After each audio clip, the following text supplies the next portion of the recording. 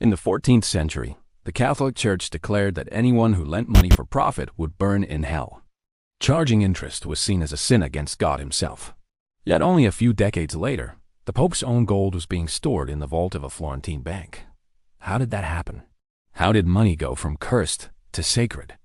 Europe at that time was ruled by faith, not kings. Religion shaped law, trade, and morality.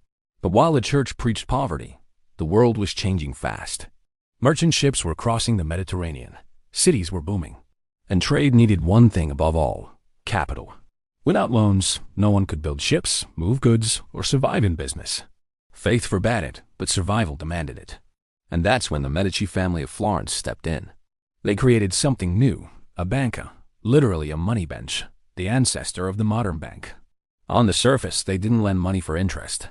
Instead, they charged what they called an exchange fee. You'd hand them one gold coin and receive another of a different mint, but worth slightly less. The 10% difference wasn't interest. It was the cost of currency exchange. Technically legal, theologically safe, and completely brilliant. That simple linguistic trick changed everything.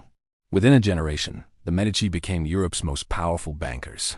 Kings, merchants, and even popes sent them gold to manage. Money once condemned as unholy was now flowing through the hands of the church itself. The same coin that would have damned your soul yesterday was suddenly blessed today, just because someone changed the name of the prophet.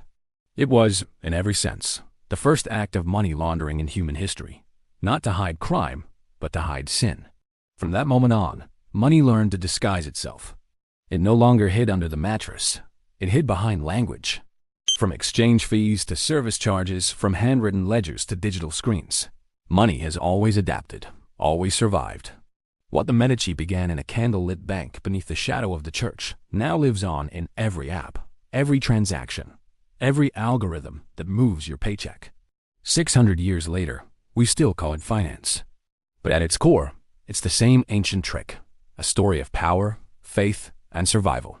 Watch the full episode on Sleepless Mind, where the secrets of money never sleep.